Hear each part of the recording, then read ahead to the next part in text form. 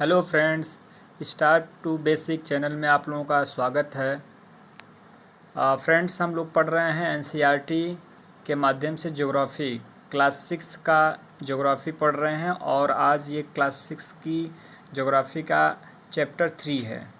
Chapter का नाम है फ्रेंड्स पृथ्वी की गतियाँ। बहुत ही इम्पॉर्टेंट चैप्टर हैं, इसमें बहुत सारी चीज़ें हम लोगों को सीखने को मिलेगी। तो आइए बिना समय गंवाए स्टार्ट करते हैं। जैसा कि स्क्रीन पे आप लोग देख रहे हैं, ग्लोब का चित्र बना हुआ है और ये पश्चिम से पूर्व देख रहे हैं, एरो बना हुआ है। ये एरो क्या दिखा रहा है कि पृथ्वी क्या कर रही है, गति कर रही है। किधर से? पश्चिम से पूर्व कर रही है। ये पश्चिम से पूर्व कर रही है। इसी के बारे में हम लोग पढ़ेंगे। आइए चर्चा करते हैं। जैसा कि आप जानते हैं, पृथ्वी की गति दो प्रकार की है, घूर्णन एवं परिक्रमण।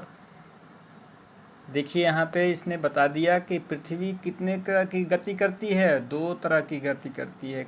कौन कौन सी? घूर्णन एवं परिक्रमण। एक हो गया घूर्णन गति और दूसरा हो गया परिक्रमण गति। ध्यान रखिए इस चीज़ को, बहुत ही इम्पोर्टेंट है।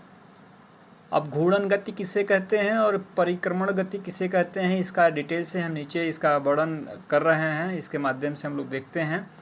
घूर्णन गति का मैं बता दूं फ्रेंड्स आप लोगों को। घूर्णन का मतलब हो गया, जैसे ये अपनी पृथ्वी है और ये एक अक्ष है।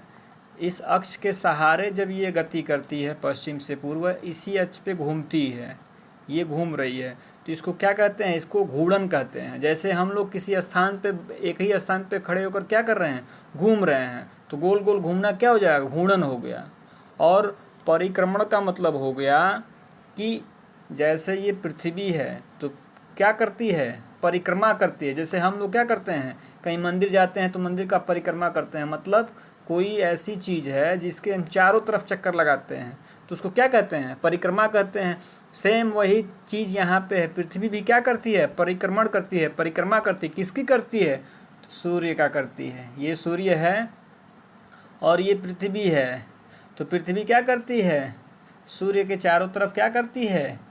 चक्कर लगाती है, परिक्रमा करती है। तो ये किसका परिक्रमा कर रही है? सूर्य का। तो इसको क्या कहते हैं? परिक्रमण कहते हैं। तो दो गतियाँ हो गई पृथ्वी की, क्लियर हो गया। पहला घूर्णन गति और दूसरा क्या हो गया? परिक्रमण गति। आशा आप लोगों को स्पष्ट हो गया होगा। नीचे देखते हैं फ्रेंड्स।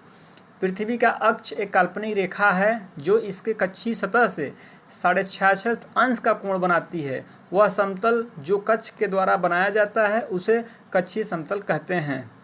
पृथ्वी सूर्य से प्रकाश प्राप्त करती है। पृथ्वी का आकार गोले के समान है, इसलिए एक समय में सिर्फ इसके आधे भाग पर ही सूर्य की रोशनी प्राप्त होती है। बिल्कुल सही बात है। ये आपकी पृथ्वी है और ये सूर्य है। तो सूर्य यहाँ से अगर इसका प्रकाश पड़ेगा तो कितने भाग पे पड़ेगा? इसके आधे भाग पे ही पड़ेगा। तो वही बता रहा है कि गोल है पृथ्वी, इसलिए सूर्य का क्या होगा? प्रकाश इसके आधे भाग पे ही पड़ेगा। और जहाँ पड़ेगा वहाँ क्या होगा? दिन होगा। और जिस तरफ नहीं पड़ेगा वहाँ क्या होगी? रात होगी।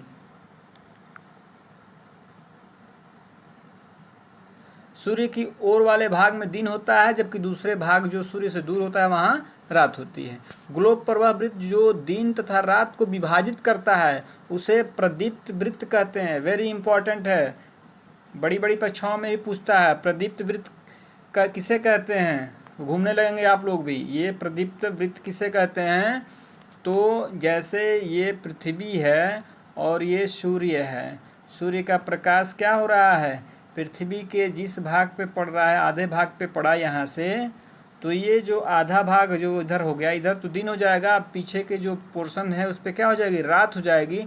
और जिस रेखा से, जैसे यहाँ से ये दिन हो गया और ये रात हो गया, तो ये जो रेखा जो बीच में है इसी को क्या कहते हैं? इसी को प्रदीप्त वृत्त कहते हैं, जो दिन रात को क्या करता है? विभाजित करता है। जिस रेखा के सहारे वहाँ एक भाग पे दिन होता है दूसरे भाग पे रात होता है, उस रेखा को क्या बोलते हैं? उस वृत्त के अक्ष के साथ, उसे कहते हैं प्रदीप्त वृत्त। यह वृत्त के साथ अक्ष के साथ नहीं मिलता है, जैसा कि आप चित्र 3.2 में देख सकते हैं। नीचे एक चित्र दिखाएगा, आप देख लेंगे। पृथ्वी अपने अक्ष पर एक चक्कर पूरा करने में कितना समय लगती है? 24 घंटे का समय लेती है। घूर्णन के समय काल को पृथ्वी का दिन कहा जाता है। यह पृथ्वी की दैनिक गति है। दूसरी चीज़ आ गई यहाँ पे, पूछ देगा कि पृथ्वी की दैनिक गति किसे कहते हैं? तो दैनिक गति का मतलब हो गया कि 24 घंटे में पृथ्वी अपने अक्ष पर एक चक्कर पूरा कर लेती है, और जो एक चक्कर पूरा करती है उसको क्या कहते हैं? दैनिक गति कहते हैं। एक दिन जब पूरा हो जाता है उसको क्या कहते हैं? दैनिक गति। आओ कुछ करके सीखते हैं। इसमें दिखा रहा है कि एक जो है शहर है, मोमबत्ती जैसे सूर्य का प्रकाश कैसे पड़ता है, और जो प्रकाश पड़ेगा तो उस भाग पर दिन होगा, दूसरे तरफ रात होगा। यहाँ देख लेते हैं, इंपॉर्टेंट है। पृथ्वी के अक्ष का झुकाव तथा कक्षीय समतल।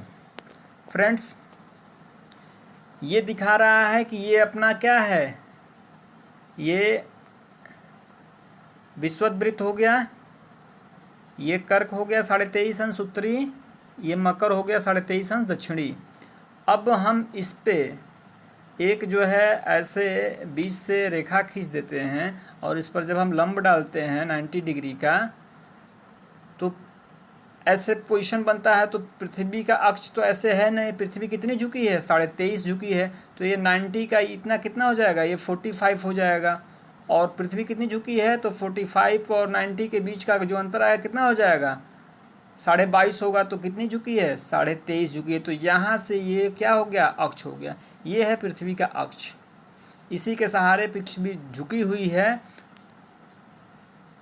वही बताने का प्रयास कर रहा है। क्लियर हो गया है आप लोगों को? ठीक है, चलिए। हाँ, एक चीज़ और बता दें, ये जो 23.5 अंश झुकी हुई है, और 23.5 से, और ये जो फिर क्या होगा, ये पूरा 90 डिग्री है।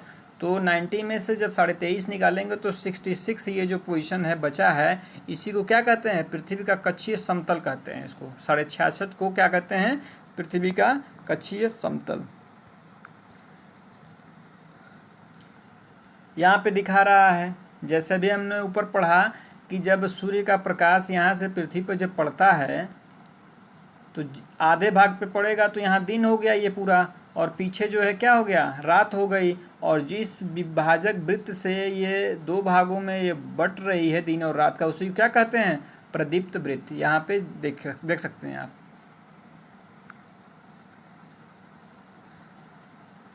अब जो गतियां हमने पढ़ा पृथ्वी का, एक होता है घूर्णन गति और दूसरा होता है परिक्रमण गति। घूर्णन गति के कारण क्या होता है?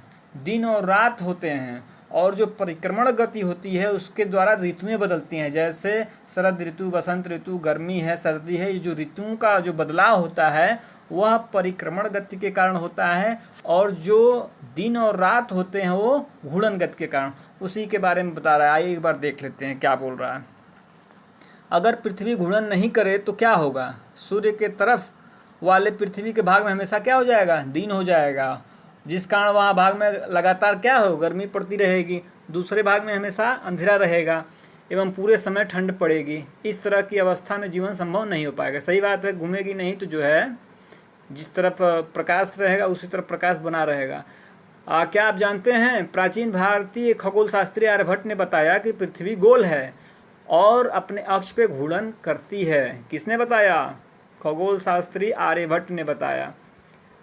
पृथ्वी की दूसरी गति जो सूर्य के चारों ओर कक्ष में होती है उसे परिक्रमण कहा जाता है। पृथ्वी एक वर्ष, हाँ ये इम्पोर्टेंट है, एक वर्ष यानी 365 सही 1/4 दिन में सूर्य का एक चक्कर लगाती है। हम लोग एक वर्ष 365 दिन मानते हैं तथा सुविधा के लिए 6 घंटों को इसमें नहीं जोड़ते हैं। मैं आप लोगों को समझाने की कोशिश करता हूँ। पृथ्वी जो है एक वर्ष में सूर्य का क्या करती है? चक्कर लगा लेती है। एक वर्ष को हम किससे दिखाते हैं? 365 से दिखाते हैं। जबकि वास्तविकता ये है फ्रेंड्स कि पृथ्वी जो है 365 1/4 दिन में जो है एक चक्कर सूर्य का लगाती है, मतलब 365 दिन और 6 घंटे में। लेकिन सुविधा के लिए हम ये 6 घंटे नहीं जोड़ते हैं। क्या करते हैं? ये 6 घंटे हम अगले 4 सालों तक काउंट करते हैं। जैसे अभी 2020 है, 2020 अभी मैं समझाता हूँ 2020 को लेकर के भी आप लोगों को। जो 4 घंटे हमारे पास बचते हैं इसको हम 4 साल काउंट करते हैं। जैसे 2016 में क्या हुआ था, 6 महीना जो 6 घंटे जोड़े, 16 का जोड़े, 17 जोड़े, 18 जोड़े, 19 जोड़े, तो 2020 की फरवरी जो 4 जो 6 घंटे हम जोड़ते हैं उससे क्या हो जाता है, 24 घंटे बन जाते हैं। कितने सालों में, 4 सालों में। 6 घंटे जो हम काउंट करेंगे एक साल का बचा हुआ, तो अगले 4 साल काउंट करने पे क्या हो जाता है, 24 घंटे बन जाते हैं। 24 घंटे का मतलब एक दिन, मतलब 4 साल के बाद 366 दिन हो जाते हैं। तो उसमें हम लोग सुविधा के लिए क्या करते हैं, फरवरी में एक दिन को जोड़ देते हैं, इसलिए फरवरी हमारी क्या हो जाती है, 29 डेज की हो जाती है। और उस वर्ष को क्या कहते हैं, लीप वर्ष कहते हैं। जैसे इस साल 2020 में फरवरी कितनी की थी, तो 29 की थी, इसलिए 2020 को क्या कहेंगे, 2020 को लीप वर्ष कहेंगे। और अब अगली फरवरी कब होगी, तो 2024 की होगी। 4 साल बाद फिर से फरवरी कितनी की हो जाएगी, 29 डेज की हो जाएगी। समझ गए होंगे आप लोग। एक फिगर है बहुत ही इंपॉर्टेंट, इसको देख लेते हैं एक बार। ये है सूर्य फ्रेंड्स। अब सूर्य जो है प्रकाश तो चारों तरफ बराबर देगा अपना। पृथ्वी क्या कर रही है, सूर्य के चारों तरफ ये परिक्रमण कर रही है ये। अब सूर्य का जो भाग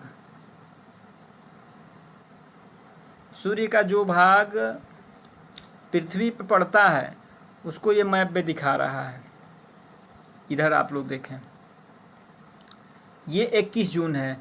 21 जून को उत्तरी गोलार्ध में क्या होता है, ग्रीष्म ऋतु रहता है। क्यों रहता है, क्योंकि यहाँ पे सूर्य का प्रकाश, ये देखिए आप, यहाँ तक ये पूरा पड़ रहा है, ये पृथ्वी झुकी हुई है, ये पूरा पड़ रहा है। तो अब जिस भाग में पड़ रहा है वहाँ क्या होगा, ग्रीष्म ऋतु होगा। और जिस भाग में नहीं पड़ेगा प्रकाश उधर क्या होगा, शीत ऋतु होगा। तो यह उत्तरी गोलार्ध में है, तो उस समय 21 जून में क्या होगा, उत्तरी गोलार्ध में क्या होगा, ग्रीष्म ऋतु होगा। और सेम उसी समय में क्या होगा, दक्षिणी गोलार्ध में शीत ऋतु होगा, क्योंकि प्रकाश नहीं वहाँ पड़ रहा है सूर्य का। तो 21 जून को क्या हम बोलते हैं, उत्तरी गोलार्ध में उत्तरी अयनांत बोलते हैं। क्यों कि 21 जून को उत्तरी गोलार्ध में सबसे बड़ा दिन होता है और सबसे छोटी रात होती है। उस दिन क्या होती हैं, बड़े होते हैं, और ग्रीष्म ऋतु होती है। अब यहाँ सेकंड पे आते हैं, इस कंडीशन पे जब पृथ्वी यहाँ से परिक्रमण करके जब यहाँ आ जाती है तो 23 सितंबर होता है। 23 सितंबर को क्या हो जाता है, सूर्य का प्रकाश जो है पृथ्वी पर समान पड़ता है। ये आप देखिए पृथ्वी, और यहाँ जो है 21 मार्च और 23 सितंबर को सूर्य का प्रकाश पृथ्वी पर समान पड़ रहा है। पृथ्वी किसी तरफ झुकी हुई नहीं दिखाई दे रही है, जबकि यहाँ पे पृथ्वी क्या है, झुकी हुई है सूर्य की तरफ। उत्तरी गोलार्ध में क्या हुई है, झुकी हुई है। आप देख सकते हैं कि ये अपना ये जो है अक्ष है, और प्रकाश देखिए यहाँ तक पड़ा हुआ है, यहाँ तक प्रकाश पड़ रहा है, अक्ष से बाहर तक जा रहा है। यानी यह किस तरफ झुकी है, सूर्य की तरफ झुकी हुई है पृथ्वी। और यहाँ पे आप देख सकते हैं कि पृथ्वी जो है झुकी हुई नहीं है। ये देखिए बराबर भाग दिख रहा है, यहाँ भी सेम कंडीशन दिख रहा है बराबर। जबकि इसके अपोजिट 22 दिसंबर को सेम पृथ्वी क्या है, दक्षिणी गोलार्ध जो है इसका जो है, यानी सूर्य किधर चला जाता है, दक्षिणी गोलार्ध में चला जाता है। तो पृथ्वी का ज़्यादा भाग किधर झुका हुआ है, सूर्य की तरफ झुका हुआ है, ये देखिए। तो इस कंडीशन में यहाँ पे क्या होगा, 22 दिसंबर को दक्षिणी गोलार्ध में ग्रीष्म ऋतु होगा, जबकि इसके अपोजिट उत्तरी गोलार्ध में क्या हो जाएगा, शीत ऋतु हो जाएगा। और 22 दिसंबर को क्या बोलते हैं, दक्षिणी अयनांत बोलते हैं। दक्षिण में है तो दक्षिणी अयनांत हो गया। फिर यहाँ से कंडीशन जब 21 मार्च को यहाँ जाएंगे तो पृथ्वी क्या है, झुकी हुई नहीं है, बराबर है। तो 21 मार्च और 23 सितंबर को दिन और रात क्या होंगे, बराबर होंगे। और 21 जून को उत्तरी गोलार्ध में पृथ्वी झुकी हुई होगी तो क्या होगा, दिन बड़ी होंगे और रातें छोटी होंगी। और 21 जून के समय में क्या होगा, उत्तरी गोलार्ध में ग्रीष्म ऋतु होगा, और सेम कंडीशन में क्या होगा उस समय दक्षिणी गोलार्ध में शीत ऋतु होगा। जबकि 22 दिसंबर को दक्षिणी गोलार्ध में क्या होगा, ग्रीष्म ऋतु होगा, और उसके अपोजिट उत्तरी गोलार्ध में क्या होगा, शीत ऋतु होगा। आप लोग समझ गए होंगे हमारे हिसाब से। चलिए आगे बढ़ते हैं।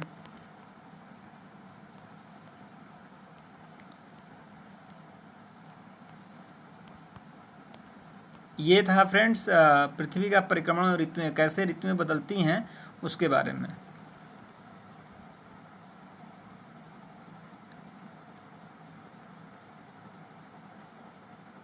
हाँ, 4 वर्षों में प्रत्येक वर्ष के बचे हुए 6 घंटे, जैसा कि मैंने आप लोगों को बताया ऊपर कि लीप वर्ष कैसे होता है, उसी का विस्तार दे रहा है। देख लेते हैं। 4 वर्षों में प्रत्येक वर्ष के बचे हुए 6 घंटे मिलकर एक दिन यानी 24 घंटे के बराबर हो जाते हैं। इसके अतिरिक्त दिन को फरवरी के महीनों में जोड़ा जाता है। इस प्रकार प्रत्येक चौथे वर्ष फरवरी 28 के बदले क्या हो जाती है, 29 का होता है। ऐसा वर्ष जिसमें 366 दिन होते हैं उसे लीप वर्ष कहते हैं। ठीक है, पता लगाइए कि अगला लीप वर्ष कब होगा। 2024 होगा, आप लोगों को भी पता है। कह रहा है चित्र 3.3 से स्पष्ट है कि पृथ्वी क्या है, इसका पथ दीर्घवृत्ताकार है। ये अपने क्लास ये लेसन फर्स्ट में आपने पढ़ रखा है कि पृथ्वी जो है किस तरह का पथ पे भ्रमण करती है, तो दीर्घवृत्ताकार। पृथ्वी दीर्घवृत्ताकार पथ पे क्या करती है, भ्रमण करती है।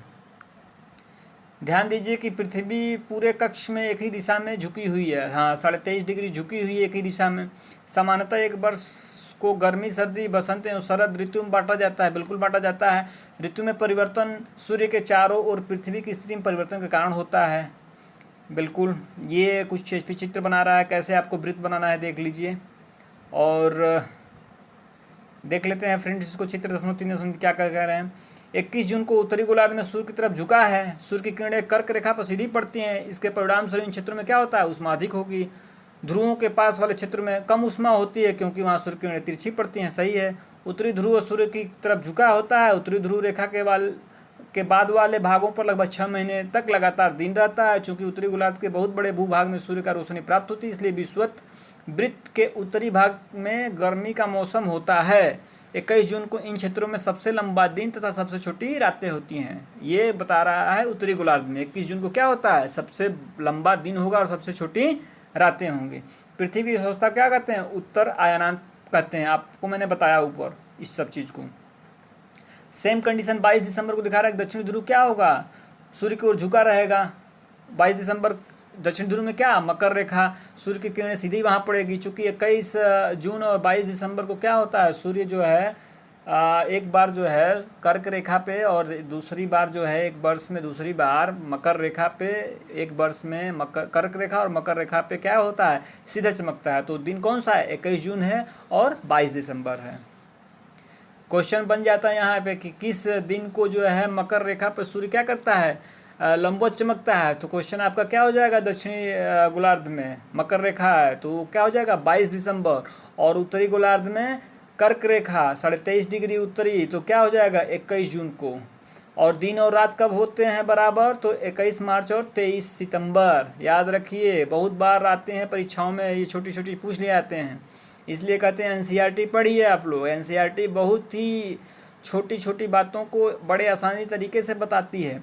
चलिए आगे देखते हैं। चूंकि सूर्य की किरणें मकर रेखा पर लंबवत पड़ती है, इसलिए दक्षिणी गोलार्ध के बहुत बड़े भाग में प्रकाश प्राप्त होता है। इसलिए दक्षिणी गोलार्ध में लंबे दिन तथा छोटे रातों वाली ग्रीष्म ऋतु होगी। बिल्कुल होगी।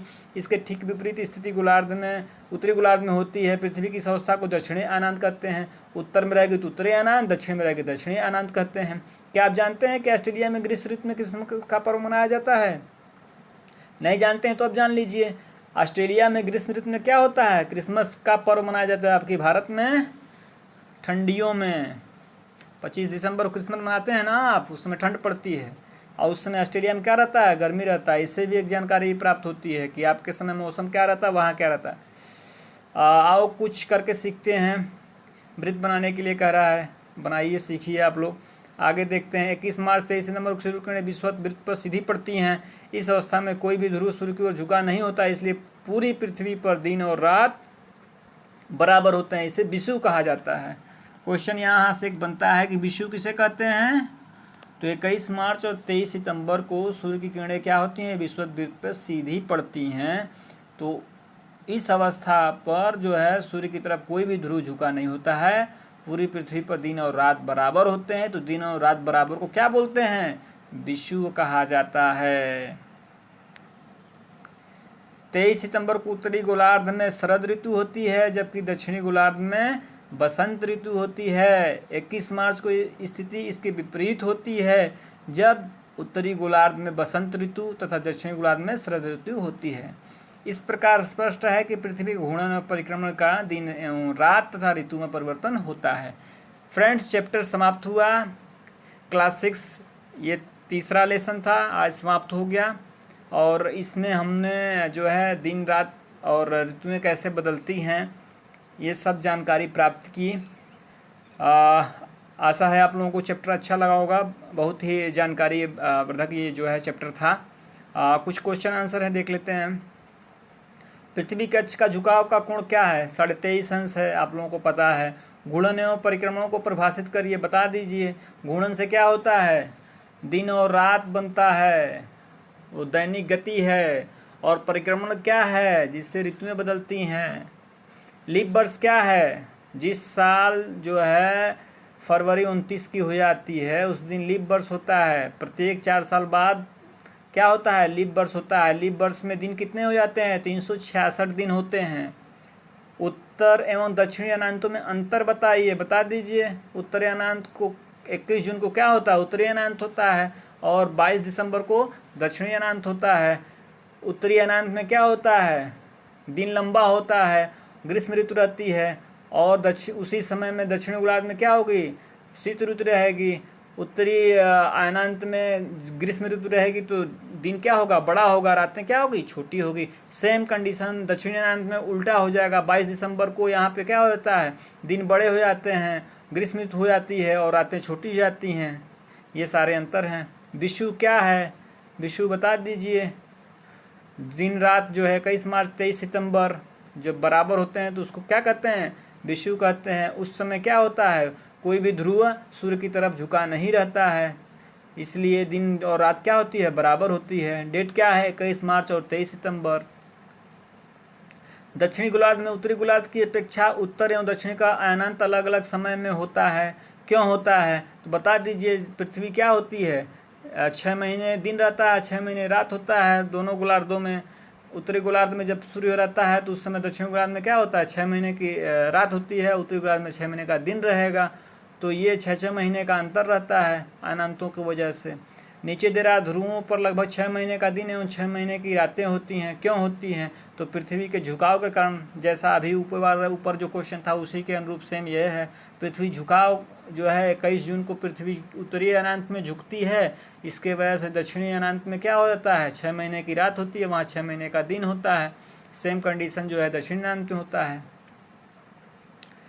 कुछ जो है क्वेश्चन आ गए आपके, ऑब्जेक्टिव हैं, ये सब देख लेते हैं।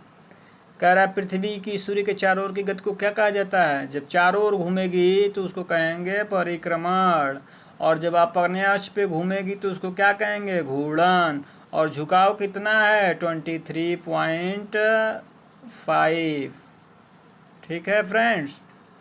उसके बाद से कह रहा है सूर्य की सीधे किरणें विषुववृत्त पर किस दिन पड़ती हैं, विषुववृत्त पे 2 बार पड़ती हैं, 21 मार्च और 23 सितंबर। यहाँ पे हो गया 21 मार्च, ये राइट आंसर हो गया। 21 जून को उत्तरी अनांत में और 22 दिसंबर को दक्षिणी अनांत। इसको उत्तरी अनांत बोलते हैं, इसको दक्षिणी अनांत बोलते हैं। कह रहा है गर्मी में क्रिसमस का पर्व कहाँ मनाया जाता है, ऑस्ट्रेलिया में मनाया जाता है। ऋतुओं में परिवर्तन पृथ्वी की किस गति के कारण होता है, ऋतुएं क्यों बदलती हैं, तो परिक्रमण के कारण। और घूर्णन के कारण दिन रात, गुरुत्वाकर्षण का तो कोई मतलब ही नहीं है। खाली स्थान भरें। एक लीप वर्ष में दिनों की संख्या कितनी होती है, एक लीप वर्ष में दिनों की संख्या हो जाएगी 366। 365 ऐसे होता है, एक दिन बढ़ जाता है तो क्या हो जाएगा, 366 हो जाएगा फ्रेंड्स। पृथ्वी की प्रतिदिन की गति को क्या कहते हैं, जो प्रतिदिन गति करती है उसको क्या कहते हैं, उसको घूर्णन कहते हैं। पृथ्वी सूर्य के चारों ओर कक्षा में घूमती है। किस कक्षा में घूमती है? दीर्घवृत्ताकार। 21 जून को सूर्य की किरणें सीधी पड़ती हैं कहाँ पर? विषुवत वृत्त पे। ऋतु में दिन छोटे होते हैं। किस ऋतु में दिन छोटे होते हैं? शीत ऋतु में। गर्मियों में तो दिन बड़े होते हैं। फ्रेंड्स, ये ऑब्जेक्टिव भी हम लोगों ने देख लिया। तो इस तरह से ये चैप्टर आज का समाप्त हुआ। आप लोगों को पसंद आया होगा वीडियो पसंद आया हो तो ज़रूरतमंदों को शेयर करें। चैनल को प्लीज़ सब्सक्राइब करें फ्रेंड्स, और लाइक करें, कमेंट्स करें। और इसी के साथ इजाज़त चाहेंगे आप लोगों से। मन लगा के पढ़िए। एनसीईआरटी बहुत ही जो है बेसिक से जानकारी देने वाली बुक है। इसी के साथ नमस्कार, धन्यवाद।